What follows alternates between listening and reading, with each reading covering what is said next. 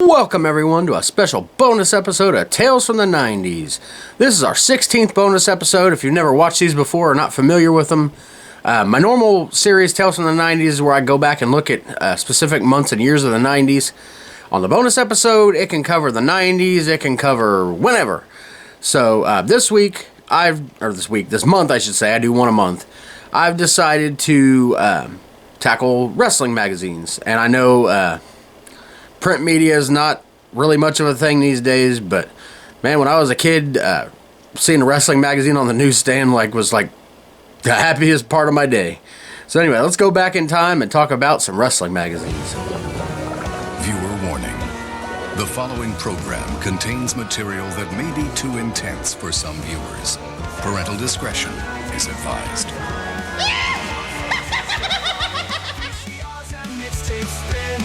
Where every tale begins. Tales from the crypt, marathons, wrestling wars and morning yawns.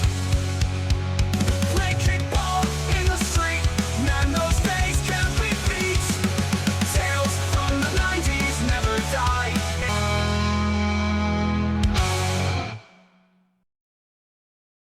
Yeah, like I said, bonus episodes are where I just talk about any topic and it don't have to stick to the 90s.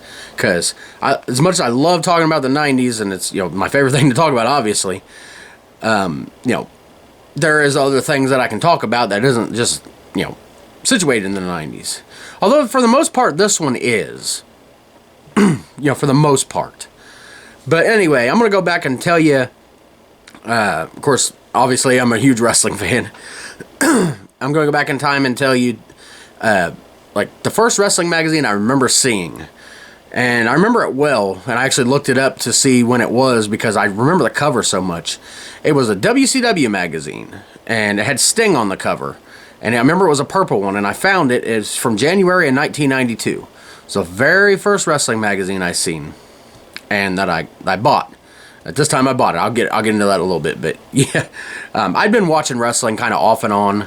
By the way, if you see me look over here, I do have some notes, just like bullet points. For my podcast, I normally, write out detailed notes and then kind of take off of them. For here, it's just really bullet points. Some of these bonus episodes actually have rankings. This one don't have a ranking system of any kind because there's nothing to rank. I'm not going to rank my top favorite magazines. Because if I did, my favorite magazine of all time of wrestling is PWI. Which I'll get into in just a minute. But anyway, so yeah, I'd been watching wrestling off and on since I was 3 years old. There's a video of my third birthday party. My uncles are watching wrestling. But I remember really noticing it. I don't know if you remember, they used to show pay-per-views. Sometimes it would come on for free. I don't think, not like illegal cable hookups or anything, but I think the cable companies literally didn't realize it was on. Because I know there was a period in the mid 90s, WCW for 2 years when I was living in Norwood, the pay-per-views would come on. In fact, a funny story, how stupid I was. They would literally come on for free, and one day they didn't come on. Whenever, because there's always back then there was the 30-minute preview. You got to call your cable company, you got to order this, the hype pack, the hype thing to get you ready for it. Well, when it was supposed to turn the feed off, they just left it on for the pay-per-view accidentally on our cable company. Until they finally didn't. And then what do I do? Call the cable company. Hey, you took the pay-per-view off. They're like, did you order it? And I hung up. I was afraid. It's like, no, I didn't. Don't charge us. Trust me, I did enough ordering wrestling pay-per-views where I got in trouble for that. Stupidly didn't think that they would show it on the bill. I thought it would just, be on the bill, and my stepdad would be like, oh, it's just another... they just raised the prices or something. Same with them 900 numbers. I called wrestling ones, but I called other not-so-wrestling 900 numbers, if you get my drift. Yeah. Let's just say that all the punishments I got from the Marky Fo days, as I call him, my stepdad from hell, weren't undeserved. But anyway, back to that. I know my mom didn't order the Royal Rumble. It was either from 89 to 91, because I remember Ultimate Warrior and Sergeant Slaughter being there. It might have been the one where Slaughter beat Warrior for the title. I think that was 91. Yeah, it might have been. But yeah, I remember seeing the Royal Rumble, because like I said, they left it on. And it's just the craziness, because of course, I can't even talk. of course, the Royal Rumble, if everybody knows, if you don't know about wrestling, you're probably not watching this podcast. But, it's 30 men, every 2 minutes or minute and a half, however they do it, depending on the year. Another person will come in, the ring will fill up, and there's just, so I'm watching a bunch of wrestlers in there just beating on each other. Like, this is the coolest thing ever. So I remember later on that night, or maybe the next day, I don't know, because it was night. It was probably too late to stay up then, because, pay-per-view is on at night. But the next day, I was in there having a battle Royal Rumble, whatever you want to call it, with all my stuffed animals. I was like, because I was like in bed with the stuffed animals, throwing them out. You're out of here, and pretty much my love for wrestling was off from there. But, after that, I don't remember watching it again. Every once in a while, there'd be something for WCW on, TBS, WCW Saturday Night, or one of their syndicated shows. But being at the young age I was, I probably turned it off to watch the Saturday morning cartoons or Nickelodeon. But I went back to, going back to that first magazine I seen with Sting on it. I got it, because I had some extra money, and, just looking through it, and of course as a kid, you think everything you read, it's in a magazine, it's true. And of course you think wrestling, every single thing that happens, nothing is scripted, they all hate each other, or, like, oh my God, those two were best of friends, how could he turn on him? I miss those days, because I don't think kids today get those days because of everything being so spoiled. Even if you don't get on the internet, people are spoiling it for you. And I shouldn't say spoiled, like spoil like the secret of wrestling, not just like the results. That's another topic. But yeah, I remember reading that magazine and finding all about Sting and Ric Flair and Big Van Vader, my God, Harley Race, Sid Vicious, and just, some of those greats from that time period, and just being hooked. And, it'd tell you in the magazine when it's on TV. And I was every freaking Saturday night, I was watching WCW Saturday night. I was watching Worldwide and Pro on Sundays, the main event, depending on what, there was like 3 shows that were always on the weekends at different points of time. But yeah, I would watch that, and of course I would see WWF syndicated shows every once in a while, but I got so into WCW that the WWF stuff didn't interest me. And this was 92, so it was probably, it was, actually no, Ric Flair wasn't there at the time. Yeah, that was the time Ric Flair wasn't there. Oh, okay, I remember what it was, because they were talking about his feuds or something with Ric Flair. But yeah, Flair was actually in WCW in 92, or WWF, I should say. But yeah, I would watch their stuff, but I more gravitated to WCW, like seeing Cactus Jack, and that, where he was, he got the concussion by Vader powerbombing him on the floor, and then he was like homeless and didn't remember who he was. Like, that type of stuff is so cheesy these days. But as a kid, it's like, wow, this is so freaking cool. This is, this is like a cartoon, but this is real life to me at the time.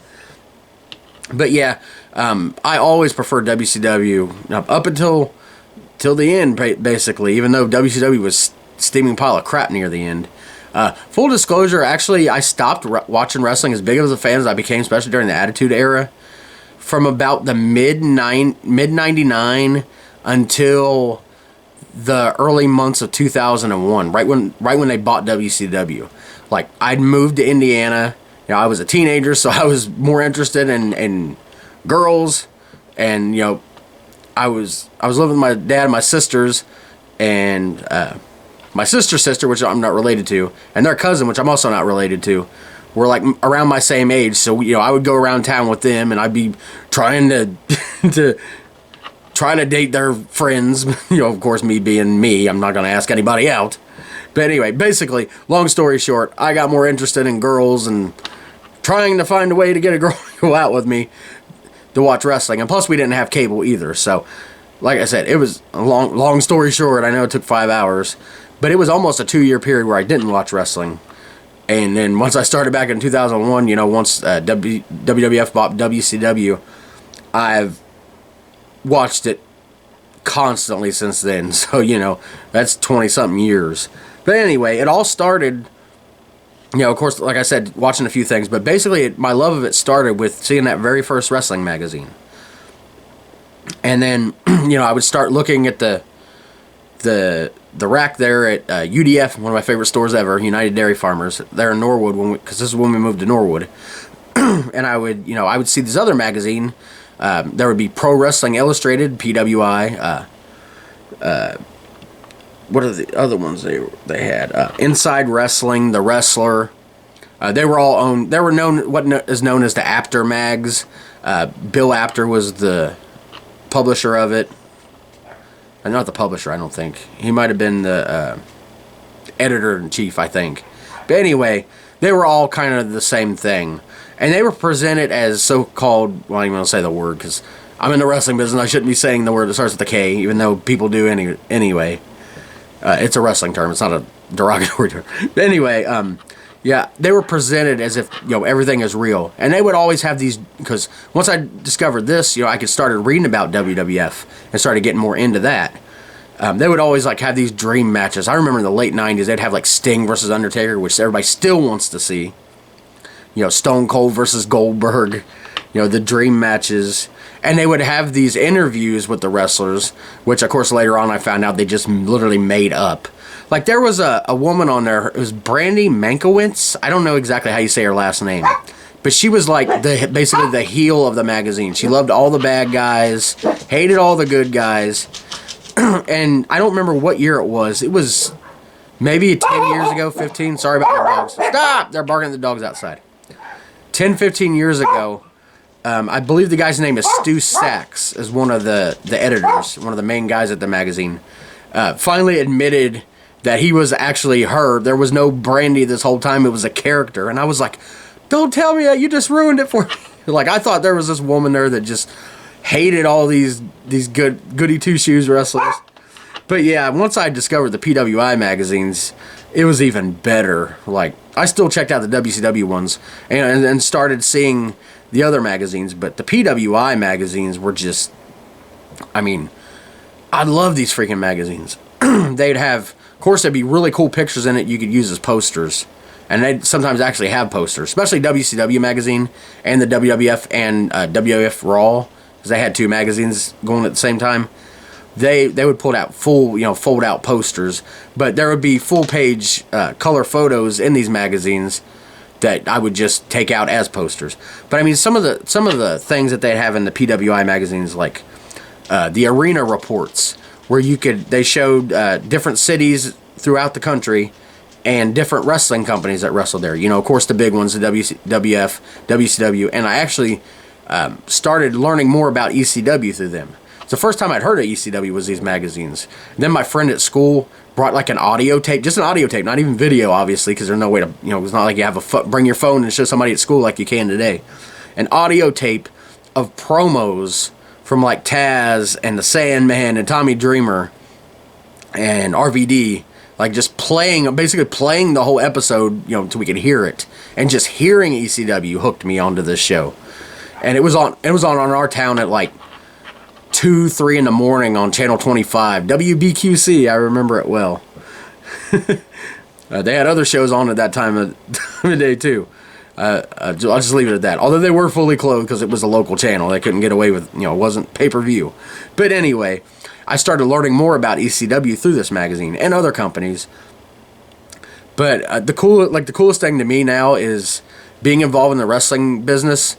I've actually sent in arena reports and rankings for Supreme Wrestling, and my name's actually been in PWI magazine quite a few times. It's that's the coolest thing in the world. I always imagine myself in there as a wrestler, but I'll take my name just printed in there. I don't care. It's the coolest thing in the world to me. But those PWI magazines were really cool. Of course, like I said, the rankings. You'd be with your few wrestling friends you had at school, you'd be like, look at these tag team rankings. No, this should be here. No, this team's better. And of course, they're like freaking Dave Meltzer. They're in love with the Japanese wrestlers, which I still don't watch Japanese wrestling to today. I don't like the style where they're trying to kill each other. That's not wrestling to me, but I won't get on a rant on that. It has nothing to do with the fact that they're Japanese. It's, the Japanese wrestlers that wrestled here, I don't have a problem with. It's just that style of wrestling I don't like, and they always put them as like in the world, and it's just someone who just beats the crap out of somebody. That's not wrestling to me. Anyway, yeah, and then of course they have like the year-end rankings for PWI where they'd have like the wrestler of the year, like the awards, and they would do issues where they would have I think it was in that one, the year-end awards, where fans could literally write like their own humorous awards and what they give it to, like these like took pages and pages, and they'd be so funny to read. I'd be getting in trouble in class for reading these all the time. And of course, they're probably most famously known for the PWI 500. I believe they have a version of that for women now, not 500 exactly, and for tag teams. But what the PWI 500 is they rank the top 500 wrestlers in the world. So of course you would get all their Japanese favorites that I've never heard of. You would get, the WWF, WCW, ECW guys, and then there would be guys on the independents, which I'd never heard of, but it's still fun reading their short little biographies they give. But that's probably their most famous magazine that they have.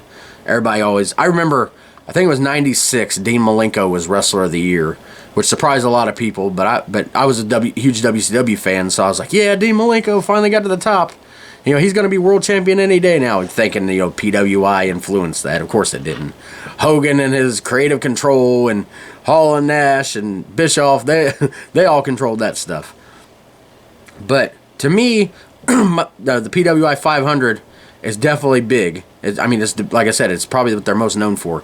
But for me, my favorite PWI anything is the PWI Almanac. This thing blew my mind the first time I seen it. It's something they put out once a year, and I've got PWI magazines over here. Actually, they're more recent ones. They're not older ones. I wish I had some old classic ones. But the PWI Almanac is they put it out once a year, and it's smaller than a magazine. It's more like a little book form, and it kind of looks like the Farmer's Almanac. But what it is it's like a history. And once I found this out, I was like, oh my God. This is when I really started researching wrestling history and becoming like I should have been studying at school, but I was studying this almanac. I'm telling you, I can't remember the first year I found it. Probably 95, 6, 7, somewhere in there. But I tried like hell to get one every year. I'd save up and hope it would stay on the newsstand, because it stayed there like 2 months or something, then they take it off. I was like, I gotta save up to get that book. But yeah, they would have the complete title histories for all the major companies. You can go back into the 70s and 60s and even further, depending on the company, find out who the champion is. Something that I, once, while I was still running the website for Supreme Wrestling, I was keeping track of all that because, until some things happened and I stopped doing that. But, I love statistics like that. Like on the website, I would come up with I would keep track of wins and losses and come up with statistics, almost like a batting average. They didn't have that in the almanac, but that's just a little thing about me. I love statistics. Probably why I like baseball so much. But, and they would have results of every pay-per-view or supercard, as they called them. If they weren't on pay-per-view, they were just like big events. They would have the results of all those. And they would have all the PWI 500 lists, all the wrestlers of the year, and all those awards throughout the history.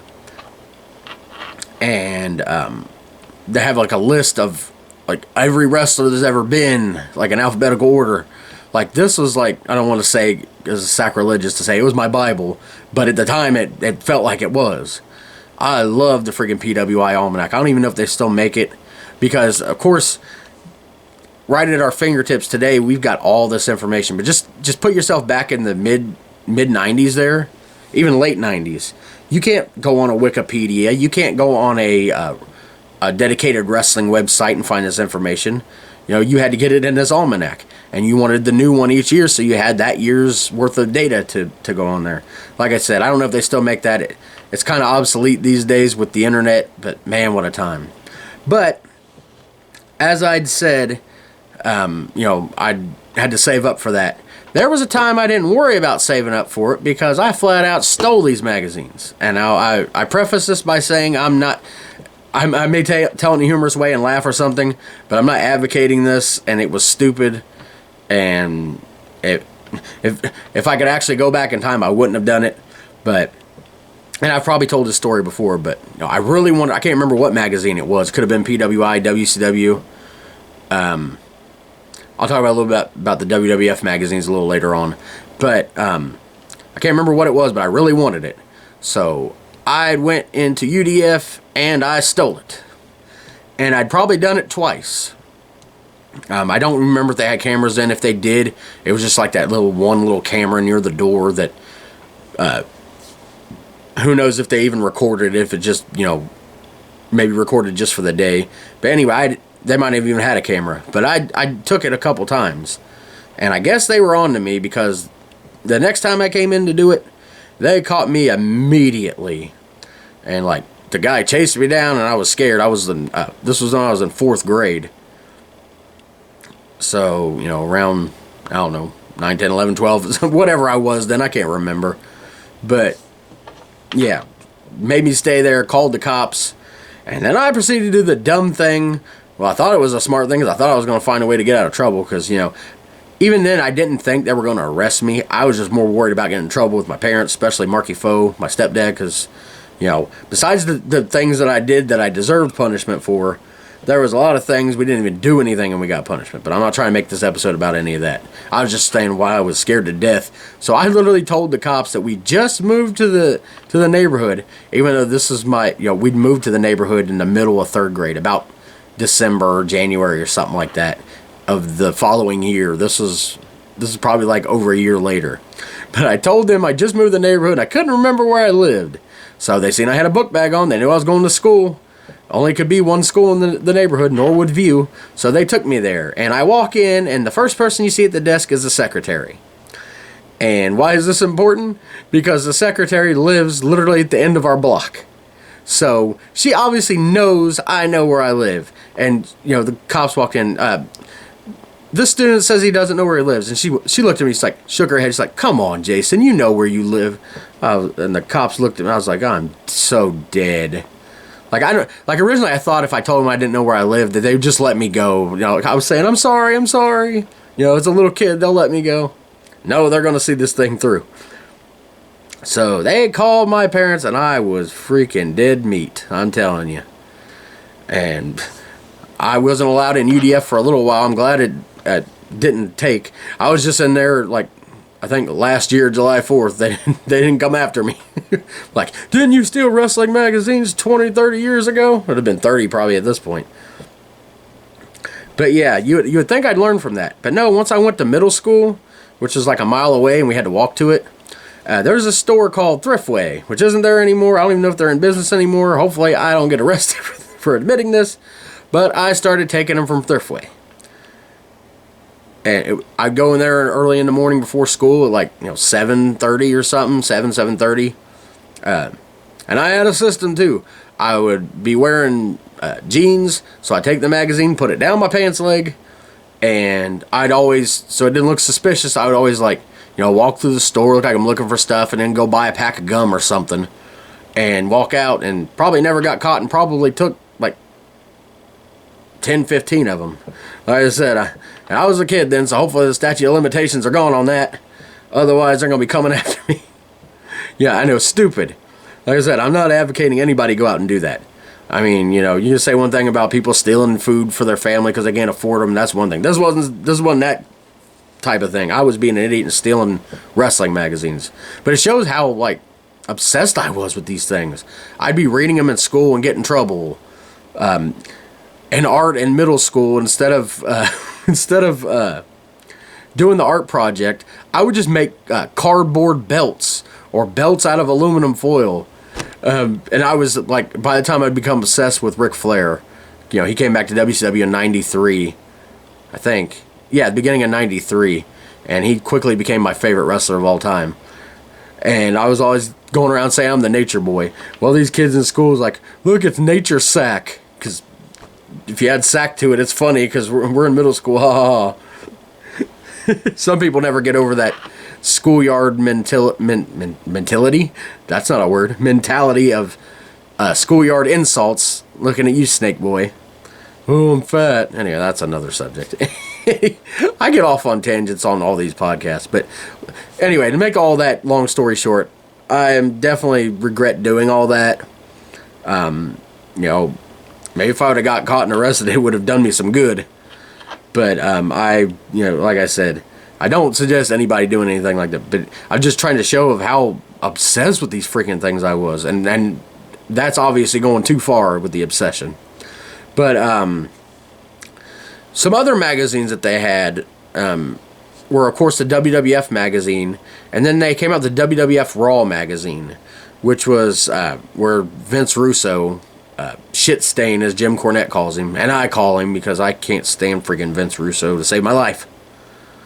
But anyway, he was like editor of this magazine at the time. The WWF was more of a straightforward, like the WCW magazine.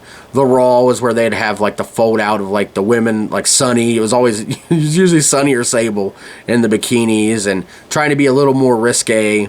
Because of course, teenagers definitely gravitated towards that magazine. Later, ECW would even come out with their own magazine. It was kind of like oversized, if I remember it. No, the ECW Hardcore magazine. I only seen a couple of those. And then once we moved out of Norwood to my granny's house when I was skipping school in the woods. Before I was doing that though, the very first day of school, I got off the bus. No, I didn't get off the bus. I walked. Yeah, because we discovered. I told this story about going skipping school and going in the woods. We discovered the path from the woods to Granny's house, but I actually went to school like I was supposed to, and instead of taking the bus home, I took the bus in the morning. I walked through the woods, but then when I got home, I kept walking because I had like $20-$30 or something. I walked up to UDF, which was like, I don't know if it was like 2 or 3 miles away. I had to look up, see how far that is from there, to even like. I guarantee it's a long distance, but went up there and bought WOW magazine, and that was our first time finding that. It was World of Wrestling, and they tried to present things more realistically. Like they would actually put some of the wrestlers' real names and like their histories in wrestling, not like made up history. Like this person used to do this. Yeah, it was a different magazine, which makes me think of They actually came out with a CD called WOW Wrestling Magazine CD.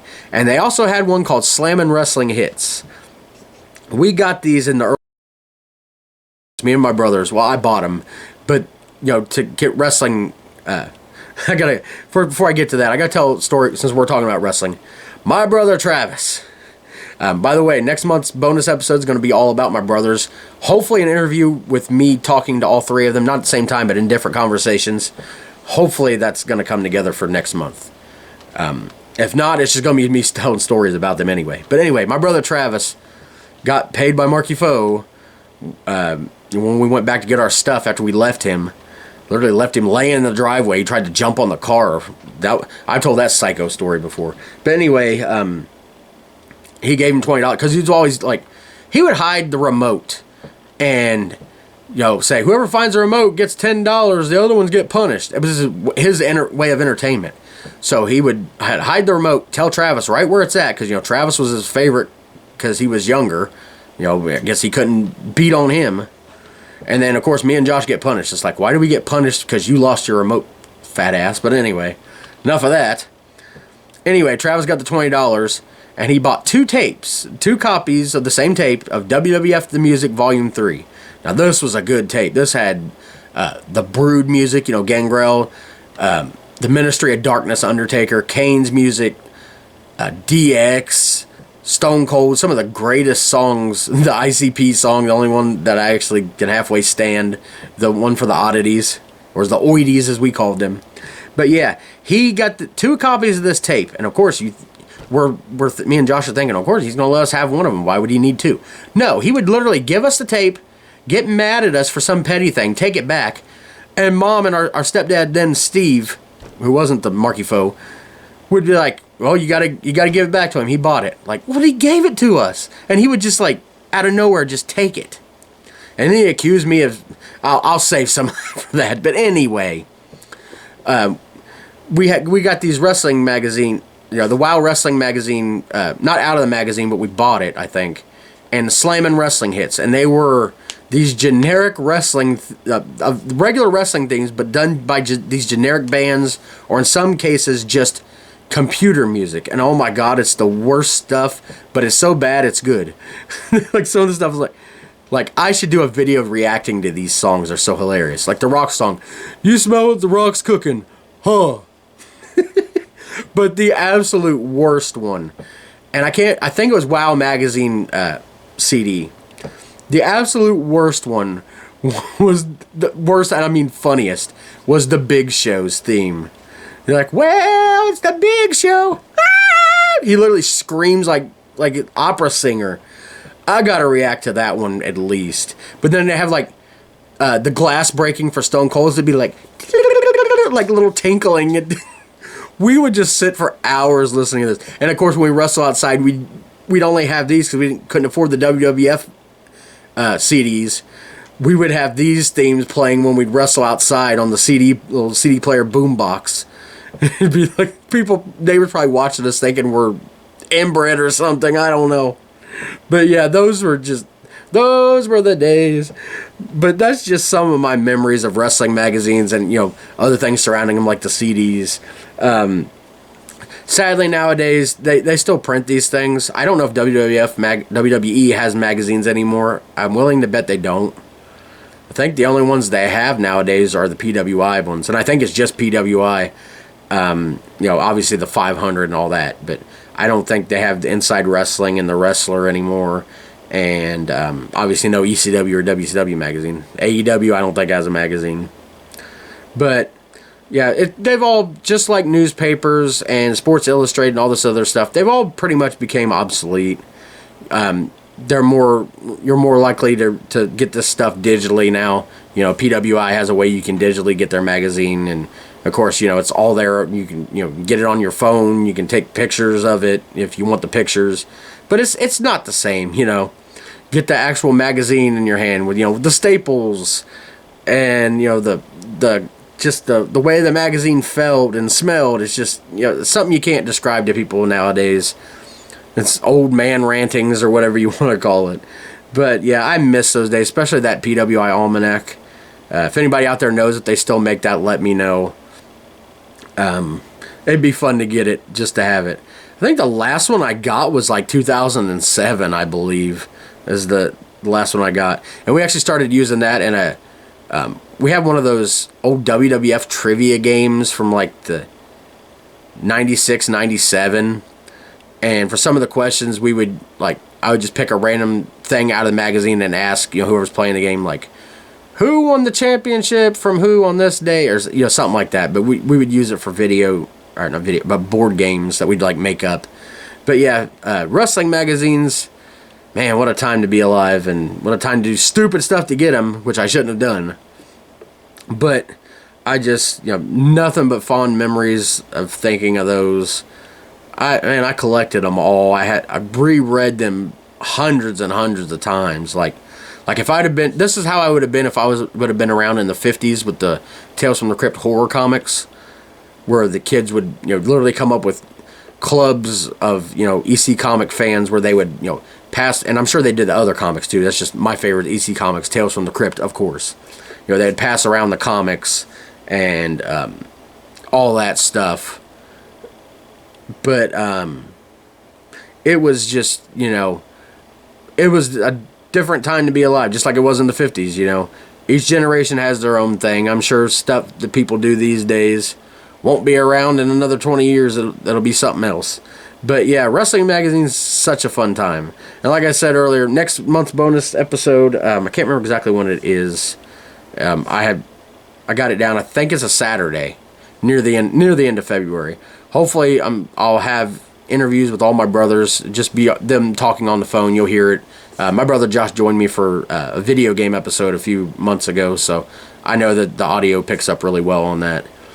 But yeah, it's gonna be a fun one. This is fun to talk about wrestling magazines. Not anything too serious. Hopefully, this didn't take too long. It was just a fun little podcast all about wrestling magazines. You guys got any memories of wrestling magazines or some of your favorite stuff. Maybe if you remember like your favorite covers or favorite features in them, or if you had a favorite one, or maybe if you're a wrestling fan after the magazines were out, maybe you can find some older issues. You can probably find this stuff on the Internet Archive. That's a really good website. I think they have some of those older magazines.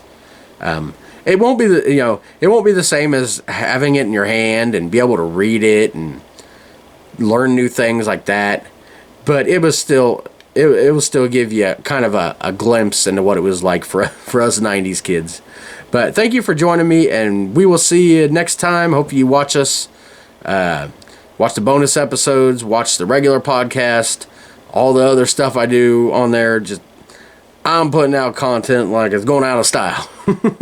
Because I'm definitely out of style. We'll see you next time.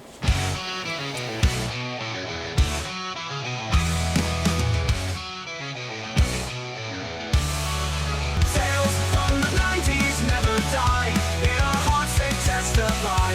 VCRs and mixtape spins, where every tale begins. Tales from the crypt, marathon.